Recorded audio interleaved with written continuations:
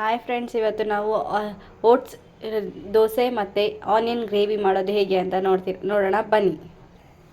First ಒಂದು PAN ಇಟ್ಕೊಂಡು ಪ್ಯಾನಿಗೆ ಒಂದು ಸ್ವಲ್ಪ ಆಯಿಲ್ ಹಾಕ್ಕೊಂಡು ಆಯಿಲ್ ಫುಲ್ ಬಿಸಿ ಆಗೋವರೆಗೂ ಇದ್ಬಿಟ್ಟು ಆಯಿಲ್ ಬಿಸಿ ಆದರೆ ಸಾಕು. ಆಯಿಲ್ ಸ್ವಲ್ಪ ಜಾಸ್ತಿ ಹಾಕ್ಕೊಡಿ, ಯಾಕೆ ಅಂತಂದರೆ ಆಯಿಲ್ ಇದ್ದರೆ ಅದಕ್ಕೆ ಟೇಸ್ಟ್ ಇರುತ್ತೆ, ಅದಕ್ಕೋಸ್ಕರ.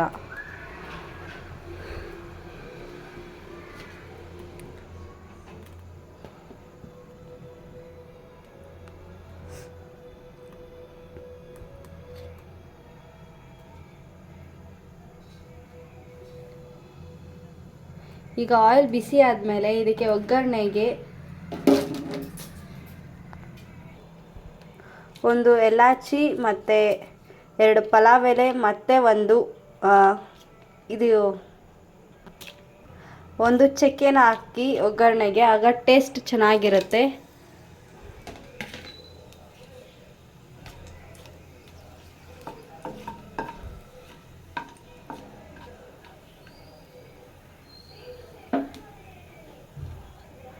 ಆ್ಯಂಡ್ ಈಗ ಕಟ್ ಮಾಡಿಟ್ಟಿರೋ 2 ಈರುಳ್ಳಿನ ಹಾಕ್ತಾ ಇದ್ದೀನಿ.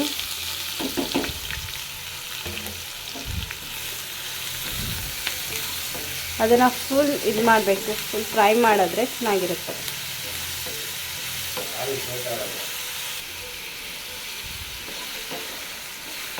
ಇದು ಗೋಲ್ಡನ್ ಬ್ರೌನ್ ಬರೋವರೆಗೂ ಫ್ರೈ ಮಾಡಬೇಕು.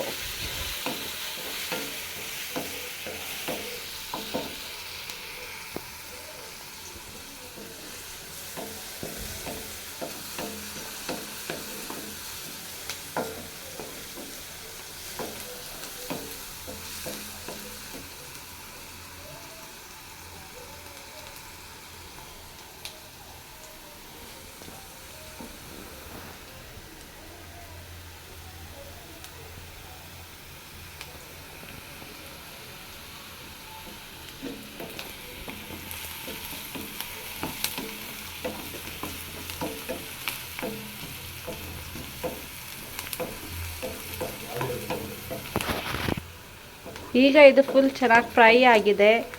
ಈಗ ಬಂದು ಇದಕ್ಕೆ ನಾವು ಕಟ್ ಮಾಡಿ ಇಟ್ಕೊಂಡಿರೋ 1 ಟೊಮ್ಯಾಟೊ ಹಾಕೋಣ.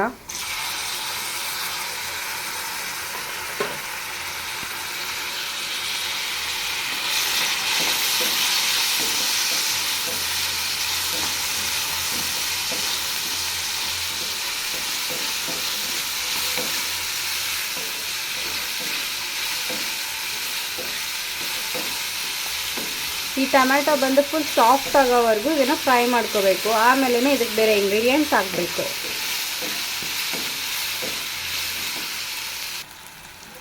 ಈಗ ಟೊಮ್ಯಾಟೊ ಸ್ವಲ್ಪ ಸಾಫ್ಟ್ ಆಗಿದೆ. ಈಗ ಇದಕ್ಕೆ ಬಂದು 2 ಹಸಿಮೆಣಸಿನ್ಕಾಯಿನ ಹಾಕ್ತಾ ಇದ್ದೀನಿ.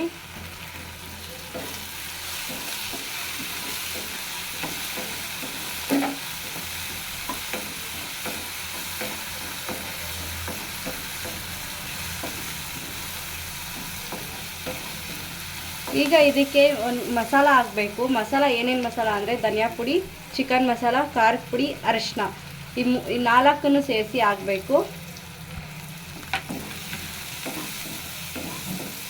ಅದಾದಮೇಲೆ ಸ್ವಲ್ಪ ಎಣ್ಣೆ ಬಿಡೋವರೆಗೂ ಮಿಕ್ಸ್ ಮಾಡ್ಕೋಬೇಕು.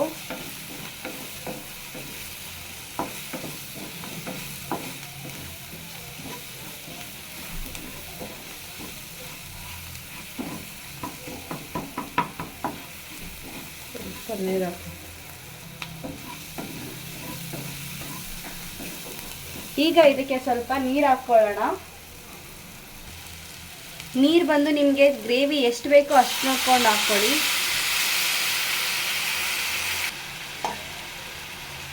ಸ್ವಲ್ಪ ನೀರು ಹಾಕ್ಕೊಂಡು ಸ್ವಲ್ಪ ಮಿಕ್ಸ್ ಮಾಡಿಬಿಟ್ಟು ಅದಕ್ಕೆ ಗ್ರೇವಿ ತಿಕ್ಕಾಗೋವರೆಗೂ ಬಿಡಿ.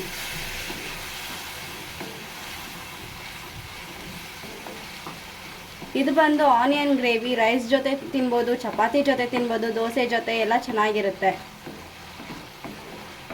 ಏನಾರ ಅರ್ಜೆಂಟಲ್ಲಿ ಮನೇಲಿ ಏನು ವೆಜಿಟೇಬಲ್ಸ್ ಇಲ್ಲ ಅನ್ನೋ ಟೈಮಲ್ಲಿ ಮಾಡ್ಕೋಬೋದು.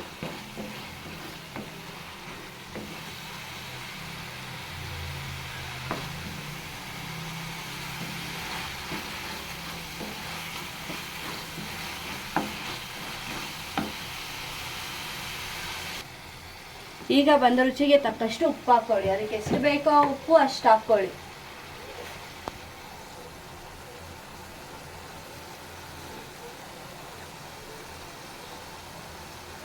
ನಾನು ಬಂದು ಸ್ವಲ್ಪ ಹಾಕ್ಕೊತಿದ್ದೀನಿ, ಯಾಕೆ ಅಂತಂದರೆ ಅದರಲ್ಲಿ ಚಿಕನ್ ಮಸಾಲದಲ್ಲಿ ಅದರಲ್ಲೆಲ್ಲ ಸ್ವಲ್ಪ ಉಪ್ಪಿರುತ್ತೆ, ಅದಕ್ಕೋಸ್ಕರ. ಸ್ಮಾಲ್ ಕ್ವಾಂಟಿಟಿಯಲ್ಲಿ ಮಾಡ್ತಿರೋದ್ರಿಂದ ಉಪ್ಪು ಅಷ್ಟು ಹಾಕ್ಕೊಂಡಿದ್ದೀನಿ. ನೀವು ಜಾಸ್ತಿ ಮಾಡ್ಕೊತಿದ್ರೆ ಜಾಸ್ತಿ ಕ್ವಾಂಟಿಟಿಲಿ ಅಂದಾಗ ಉಪ್ಪನ್ನ ನೋಡಿ ಹಾಕ್ಕೊಳ್ಳಿ. ನಿಮ್ಗೆ ಎಷ್ಟು ಬೇಕೋ ಅಷ್ಟು ಹಾಕ್ಕೋಬೋದು ಉಪ್ಪನ್ನ.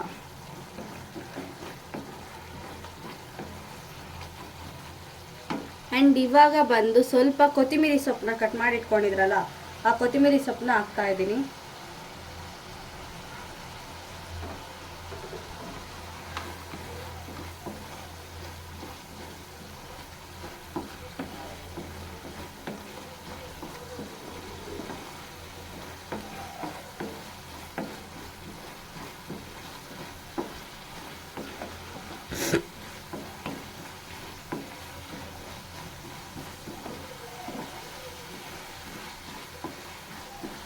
ನೋಡಿ ಇವಾಗ ಎಣ್ಣೆ ಬಿಡ್ತಾ ಇದೆ ಗ್ರೇವಿಲಿ, ಈ ಥರ ಆಗಬೇಕು ಗ್ರೇವಿ.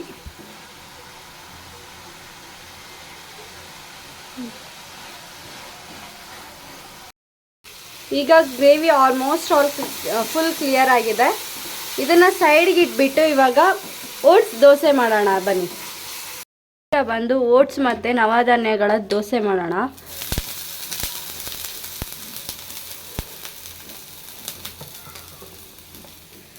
ಇದು ಬಂದು ಓಟ್ಸು ಮತ್ತು ನವಧಾನ್ಯಗಳು, ರಾಗಿ ಈ ಥರ ಎಲ್ಲ ಇರುತ್ತಲ್ಲ, ಅದೆಲ್ಲ ಹಾಕಿ ಮಿಕ್ಸ್ ಮಾಡಿ ಮಾಡಿರೋ ಹಿಟ್ಟಿದು. ಹಿಟ್ಟನ್ನು ದೋಸೆ ಅದಕ್ಕೆ ಕಲಿಸ್ಕೊಂಡು ಹೆಂಚಿನ ಮೇಲೆ ಸ್ವಲ್ಪ ನೀರು ಹಾಕ್ಬಿಟ್ಟು ಆಮೇಲೆ ಹಾಕಿದ್ರೆ ಹೆಂಚು ಹತ್ಕೊಳ್ಳೋದಿಲ್ಲ. ಅದಕ್ಕೇ ಸ್ವಲ್ಪ ಹಾಕಿ ಈ ಥರ ಸ್ಪ್ರೆಡ್ ಮಾಡಿದ್ರೆ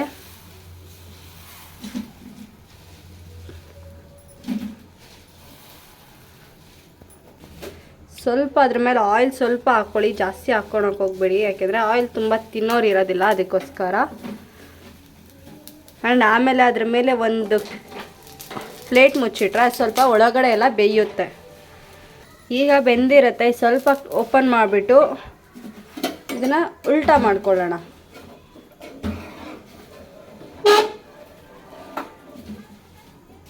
ನೋಡಿ ಎಷ್ಟು ಇದ್ರಲ್ಲಿ ಬರ್ತಿದೆ, ಈ ಥರ ಬರುತ್ತೆ ಅದು. ಇದು ಬಂದು ಬ್ಯಾಕ್ ಸೈಡ್ ಫುಲ್ ಬೆಂದಿದೆ. ಈಗ ಇನ್ನೊಂದು ಸೈಡು ರೋಸ್ಟ್ ಮಾಡ್ಕೊಂಡಿದ್ದಾದಮೇಲೆ ಅದನ್ನು ಎತ್ತಿ ಸೈಡಲ್ಲಿ ಇಟ್ಕೋಬೋದು.